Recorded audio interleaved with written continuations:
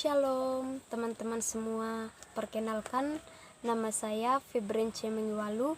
Saya mahasiswa jurusan teologi dari Sekolah Tinggi Teologi Indonesia bagian Timur, Makassar, atau yang biasa disebut dengan STT Intim Makassar.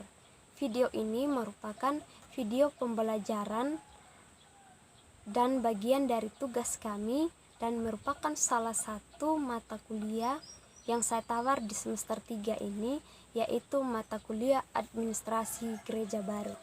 Nah teman-teman, di video ini saya akan menjelaskan sedikit tentang administrasi gereja baru itu.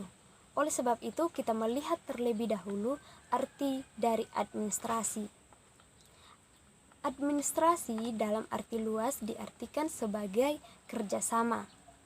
Istilah administrasi ini berhubungan dengan kegiatan kerjasama yang dilakukan manusia atau sekelompok orang untuk mencapai sasaran yang diharapkan.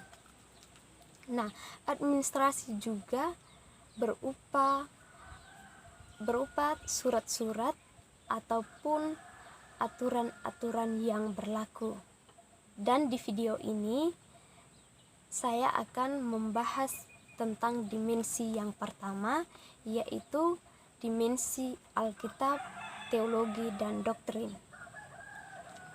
Dimensi Alkitab, teologi, dan doktrin ini dalam mempelajari administrasi gereja baru akan berhasil mencapai tujuan organisasi apabila fungsi administrasi dapat dilaksanakan secara optimal.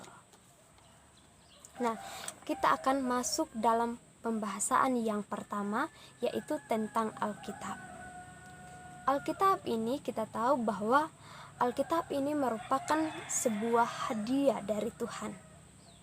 Buku ini berisi tentang pengetahuan yang tidak bisa kita temukan dalam buku-buku lainnya.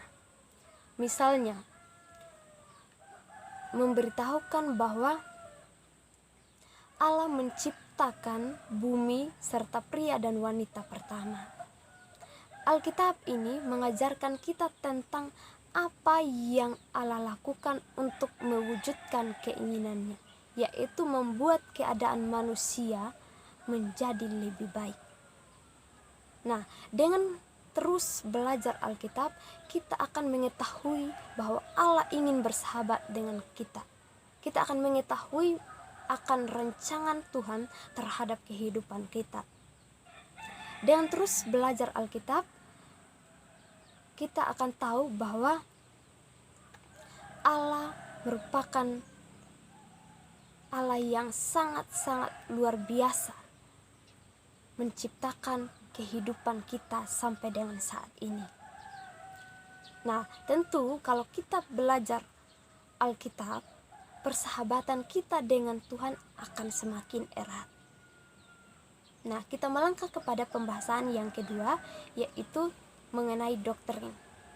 Doktrin ini adalah sebuah ajaran pada suatu aliran keagamaan, serta pendirian segolongan ahli ilmu pengetahuan.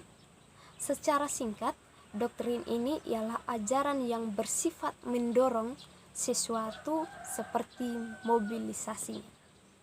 Doktrin ini adalah merupakan sebuah ajaran dalam ilmu atau bidang tertentu yang ditetapkan sedemikian rupa oleh seseorang atau sekelompok orang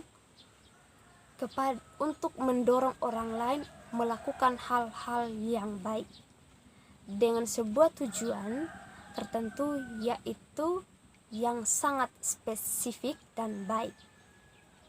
Nah, kita akan melangkah ke pembahasan yang terakhir, yaitu teologi. Teologi ini kadang disebut sebagai ilmu agama wacana, berdasarkan nalar mengenai agama spiritualitas dengan Tuhan. Teologi ini adalah ilmu yang mempelajari berkaitan dengan keyakinan agama.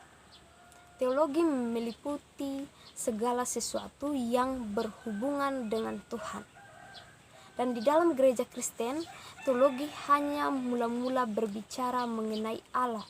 Kemudian diartikan menjadi lebih luas, yaitu membahas keseluruhan ajaran dan praktis Kristen dalam upaya merumuskan apa itu ilmu teologi. Maka kita perlu memperhatikan unsur-unsur teologi.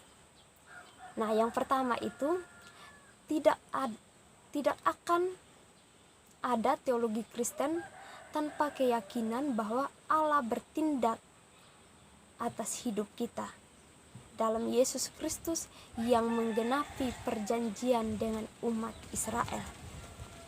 Nah, dari sebuah pembahasan atau materi yang saya paparkan, kita melihat bahwa berjalannya sebuah organisasi harus ada pemimpin yang mengatur, dan sebagian jemaat dalam gereja juga harus menerima kenyataan. Artinya mengatur dan juga mau diatur oleh pemimpin yang ada dalam lingkup tersebut, supaya berjalannya sebuah organisasi gereja di tempat pelayanan kita kelak. Demikian materi kita saat ini.